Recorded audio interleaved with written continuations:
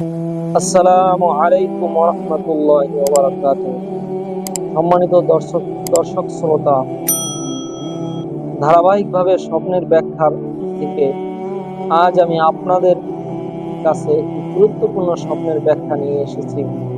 যে স্বাভাবিক মানুষ স্বপ্নে এটা অনেক সময় দেখে থাকে এবং মানুষ দেখে ভয়ে ভীতু হয়ে যায়। তো এটার ব্যাখ্যা কি হতে পারে? তো স্বপ্নের ব্যাখ্যা জিজ্ঞাসা করার জন্য একমাত্র উপায় হলো যে আলেম বা জ্ঞানীদের কাছে স্বপ্নের ব্যাখ্যা বলা। কারণ হলো, মূর্খদের কাছে যখনই স্বপ্নের ব্যাখ্যা বলা হবে বা যিনি স্বপ্নের ব্যাখ্যা সম্পর্কে জ্ঞাত নয় তার কাছে স্বপ্নের ব্যাখ্যা বলা হবে, তবে সে এর দ্বারা ক্ষতিগ্রস্ত হবে। কারণ স্বপ্নের ব্যাখ্যাটা এমন হয় যে এইটার যে ব্যাখ্যাটা করাই হবে ওই ব্যাখ্যাটাই হয়ে যায়।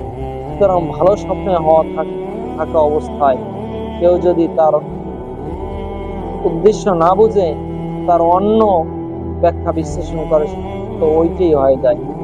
এ ব্যাপারে আল্লামা ইবনে সিরিন রহিমাহুল্লাহ তাআলা থেকে একটি ঘটনা বর্ণিত আছে যে এক ব্যক্তি ইবনে সিরিন রহিমাহুল্লাহ তাআলার কাছে আসলেন। আসার পরে তার কাছে স্বপ্নের ব্যাখ্যা জিজ্ঞাসা করবেন। প্রতিমধ্যে তার ছাত্র সাথে দেখা হলো।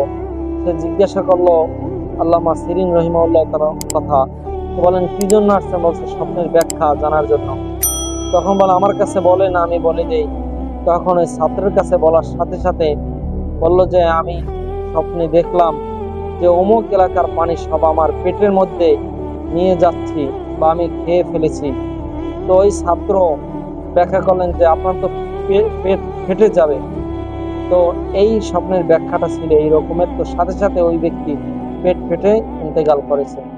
কিন্তু এই স্বপ্নের ব্যাখ্যাটা এরকমের ছিল যে এলাকার পানি খেয়ে ফেলা মানে ওই এলাকার সে সর্দার হওয়া বা রাজা হওয়া। ওই ব্যক্তির জন্য রাজা হওয়া যেটা কপালে ছিল, কিন্তু একটি সামান্য ভুলের কারণে তার থেকে এইটা বিষয়টা চলে গিয়েছে। এই জন্য স্বপ্নের ব্যাখ্যা কারো কাছে না বলা। তো আজ স্বপ্নের বিষয়বস্তু হলো যে স্বপ্নে যদি কেউ বেজি দেখে, বেজি যেটাকে বলা হয়, তবে এর ব্যাখ্যা কি হবে? আল্লামা ইবনে সিরিন রহিমাহুল্লাহ তাআলা বেজি দেখার ব্যাখ্যাও বিড়ালের অনুরূপ করেছেন বটে। বিড়াল যে রকমের বিড়ালের ব্যাখ্যা, যে বিড়ালের অর্থ ডাকাত দ্বারা করা হয়, বেজির অর্থ ডাকাত দ্বারা করা হয়। তবে বেজির প্রভাব বিড়ালের থেকে দুর্বল হবে। অর্থাৎ যে রকমের বিড়ালের বিভিন্ন সিমটম আছে যেগুলো বড় বড়, এইটা যদি বিড়ালে বড় চোর বুঝায় তো বেজিতে এটা ছোট চোর বুঝাবে। অনুরূপভাবে যদি দেখা যায় কোনো ঘরের ভিতরে বেজি ঢুকেছে, তাহলে ধরা হবে ওই ঘরের ভিতরে ছোট কোনো ডাকাত বা ছোট চোর ঢুকেছে। যদি কেউ স্বপ্নে বিড়াল বেজি মেরেছে এই মর্মে দেখে অথবা জবাই করেছে, তবে সে শত্রুর উপর জয় লাভ করবে, কিন্তু সে দুর্বলভাবে জয় লাভ করবে। কেউ যদি দেখে যে বেজির সাথে যুদ্ধে লিপ্ত রয়েছে, তাহলে অতি শীঘ্রই সে দুর্বল রোগে আক্রান্ত হবে, মানে যে রোগটা ছোট হবে।